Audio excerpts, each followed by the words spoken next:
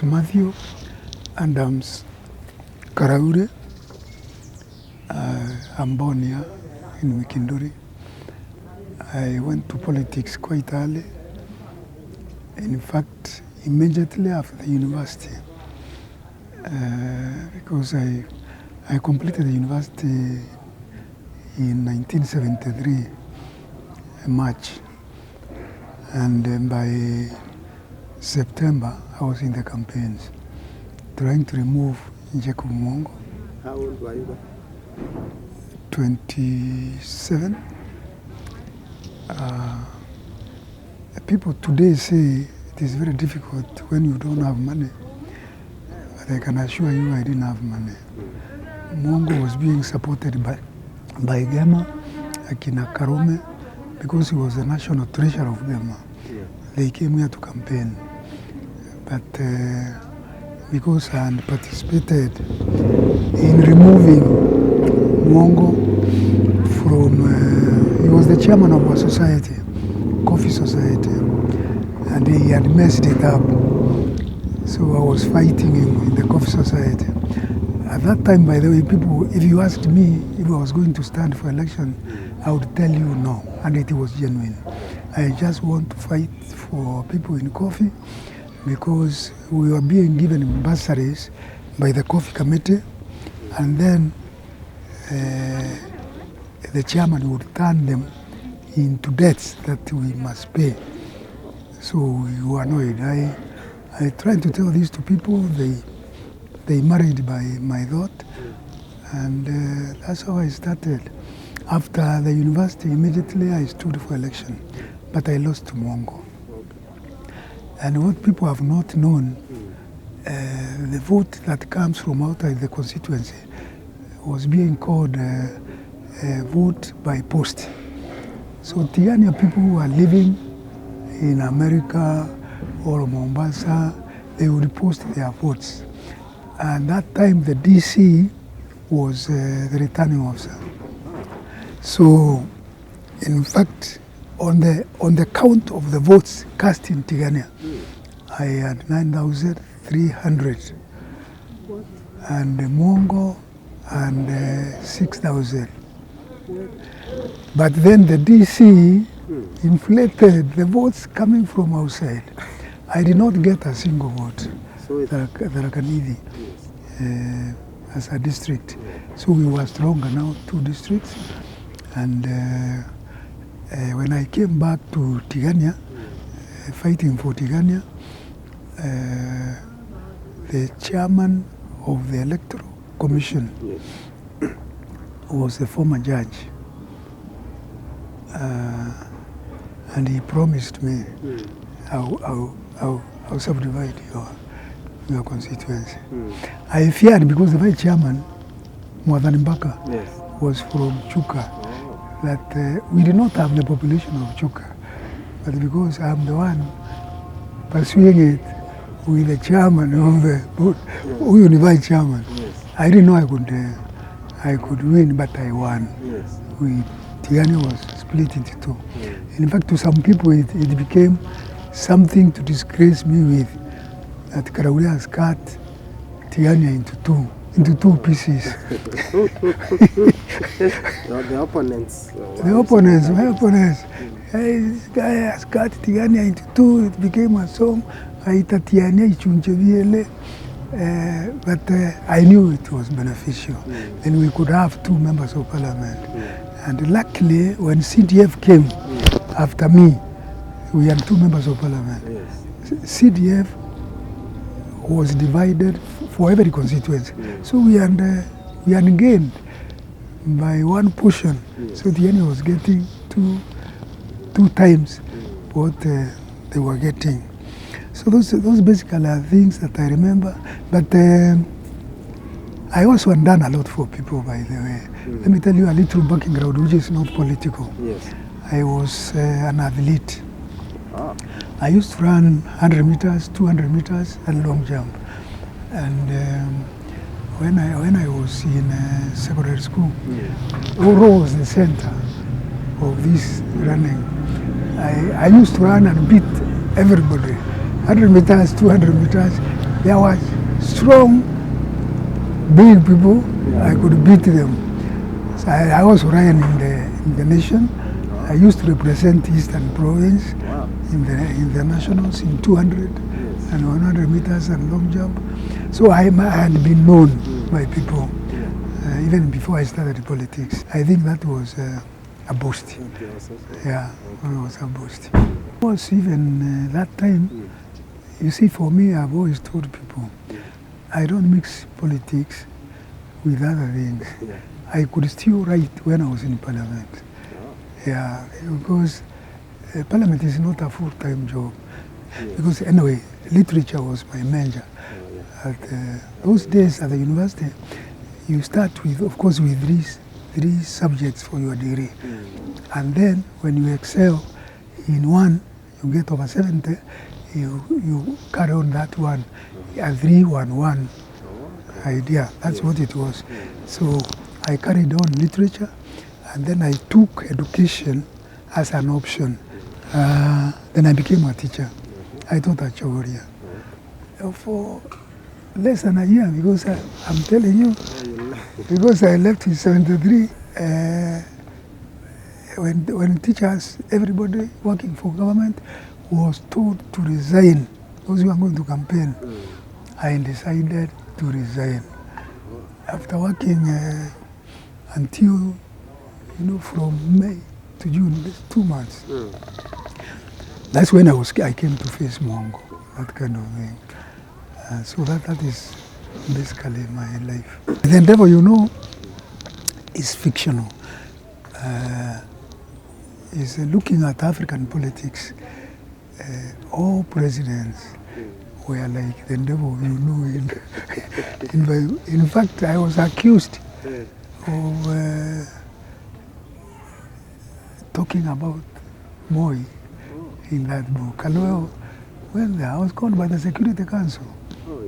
I told the Security Council that I am not talking about our president. This is the scenario in the whole of Africa. And this is what I'm depicting, not Kenya. Somehow, Cheriot, who was the end of civil service at that time, convinced them there's nothing wrong with this young man. He's writing fiction. It was published after my first term. I'd written another book before that, which disappeared with the publishers. Maybe it's the government which took it or something. I didn't. You see, now you are typing a typewriter. I could not afford even to make 2 copies. It's what you are typing, you take to the publisher. They liked it, they said they are going to publish it. It was, the title was A Hole in the Heart. It's basically about the same, how people are oppressed by bad leadership. So they lost it. Or somehow they told me they lost it. Maybe the security forces decided to take it, that kind of thing. And therefore, except the manuscript which was lost by the East African Publishing House. There is The Endeavor as my first published novel. Then Traveling Gods, which is poetry. Then The Way I Am is a recent one. It's about the 4th one. Waiting for New Dawn, which actually I wanted to sue the government. When they say there's a new dawn coming, and my book had come out, and the title was Waiting for New Dawn. And they said, we are waiting for a new dawn. So I thought they stole my title. That's okay. So I'm now going through corrections of a new one, which I've finished. It has taken me almost a year. It may not be very long, but it's not easy to connect characters and develop them. This one is nothing about politics. I don't want to say now. I'll say when I'm launching. I studied literature. I'm a critic by training. and I've done literature. I've read a lot of books. You know, if you are doing literature at the university those days, you are forced to read every African writer, author, and criticize them. Yes. So you are taught about criticism and creative writing. So I decided to use that aspect, which still lingers in my mind. The reading culture in the society is very poor. In fact, luckily, if your book goes through as a textbook, something to be read in schools, then you become rich, because the government will buy for schools, schools will buy it themselves. I know publishers. When I was managing director of Kenya Literature Bureau after losing the election. And there is one person, a writer of social services, we were paying him 24 million per annum because the book is read in primary and secondary. Yeah, he was getting a lot of money. But that is the avenue of selling books. If you can't sell to schools, people themselves are not buying a lot. I'm telling you, reading is very important, because through reading, you go through cultures, you go through experiences that may not even be your country alone. Then you become wiser, you expand your knowledge. So reading is very important. Even for those who are in school, even standard 1 or 2 or 3, if you read a lot, your English becomes very good. You can write composition easier than those who have not read anything. So reading is very important. Even when you are talking about The Devil You Know, for instance, and he's talking about politics in countries, you gain experience of somebody who has known this and has put it in writing. So reading grows your mind very fast. To write fiction may not be very easy, but the tactic I have used, and I know what many writers have used, carry a notebook. If something comes to your mind relating to the story you want to write, please note it down. Because if you don't, it is gone. You'll forget it. So keep on writing something you know can be inserted in your story. Not plagiarism, because if you rely on what you have read, you are likely to fall into the trap of plagiarism, copying other people's work. But if you are writing your own ideas, when you are discussing with people, and you know that is something very, very enriching to my story, please put it down. One day when you are writing, you look at it and you know where to put it in your story. The scenario that has developed in Kenya has never developed anywhere else in the world. There is nowhere where a deputy president has opposed the president openly. There is nowhere. In fact, if I ask even you people of the press, who is the deputy president of Uganda, you may not know very easily. Who is the deputy president of America, any country? The deputy president is supposed to support the president. The scenario in Kenya is the deputy president has decided to destroy the president. But when people talk, it's as if the president is the one who is destroying. It is not possible for Jubilee to survive. When the deputy president starts his own party and he campaigns for it, and Jubilee is left aside, I don't know, in the mind of Uhuru, the president, there must be a big problem. How do I solve this now? Because it does not happen it has happened in Kenya. I have been a principal of a secondary school. Yes. I know if you are deputy in school, wants to fight you, that school is finished. That you destroy it completely. That's the scenario we are facing in this country. If I were the deputy president, I would still pursue my ambition, but quietly. In fact, but what he chose is up to him because we elected them together, and the Constitution has protected him to the maximum. Nobody can sack him. But is it fair to fight the president when you are deputy? That is what lingers in my mind. I think it's not fair. It's not fair. The Constitution is very clear. Yes.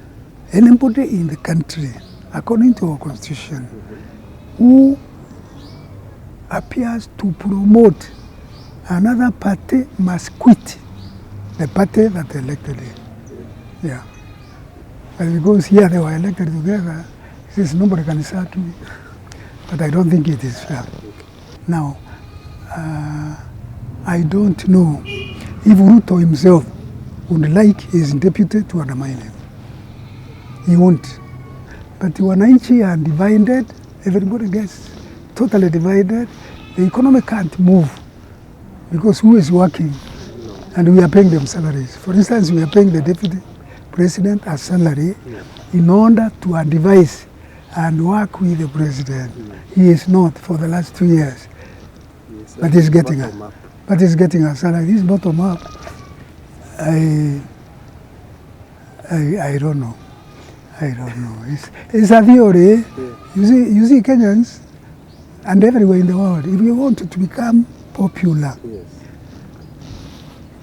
tell the people how you were born of poor parents. Yes.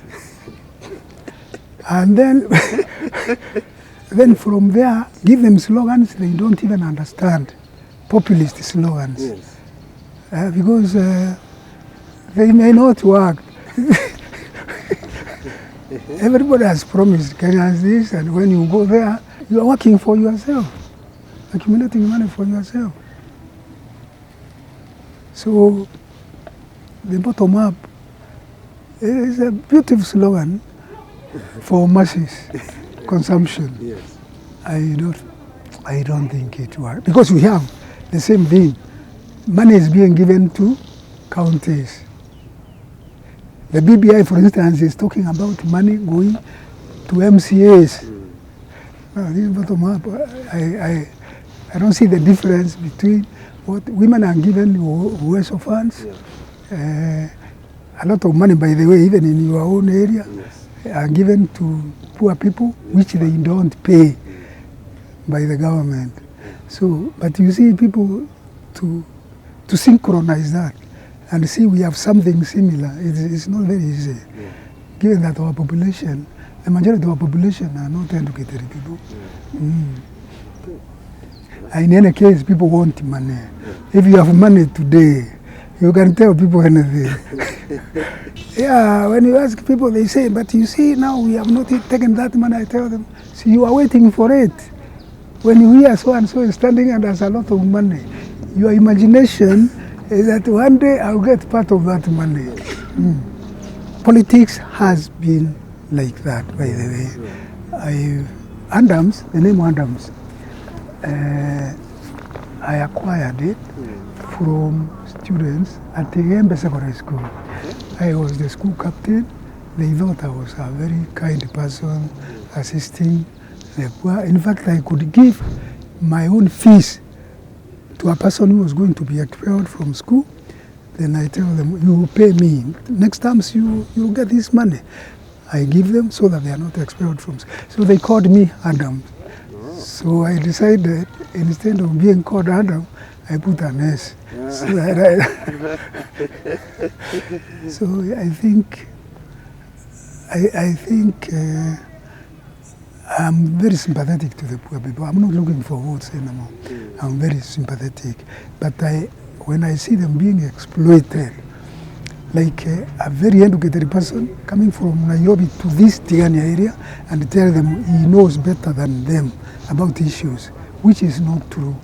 because you are not even speaking their language. If you speak their language, you communicate.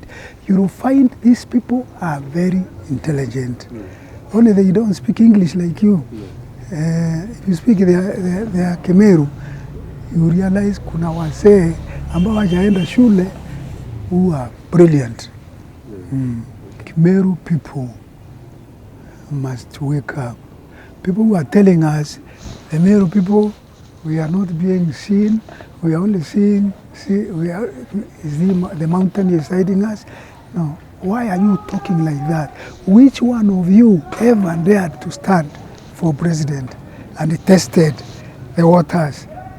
Nobody else except Mwereria. But you see, Mwereria was not known anywhere. Because he had not even won an election in his own constituency. But people who have won elections, say Akina Kiraito, Akina Munya, people who have been elected several times and they have other big positions, if they tried to stand for president, then I will take them seriously. Because then you know whether you can be supported in the country or not.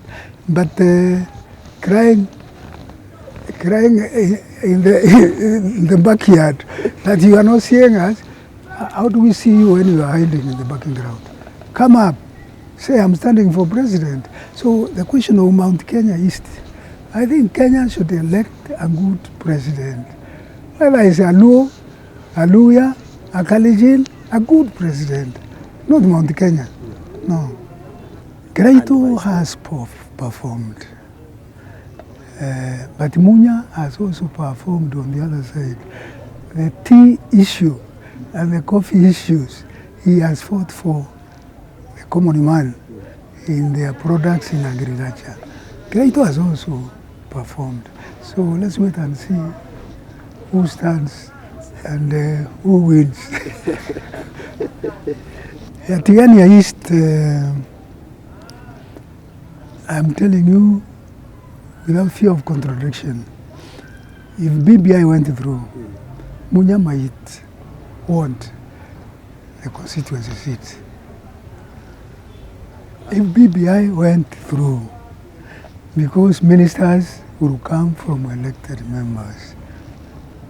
But you see, Parliament, that's what I'm saying, the BBI is not a big issue. Because Parliament, in its own wisdom, is trying to pass laws in Parliament that will make sure that elected members become ministers. The time I was there, ministers were members of Parliament. Yes.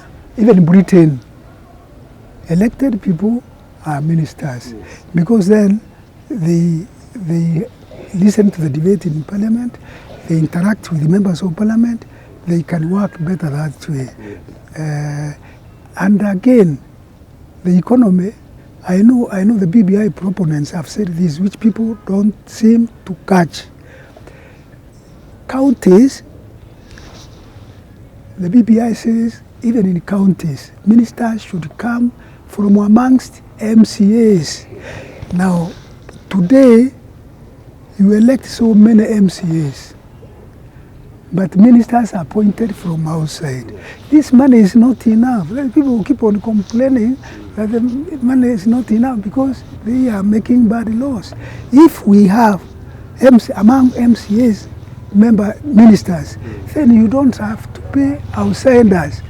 You pay them the salary of the MCA, maybe plus an allowance.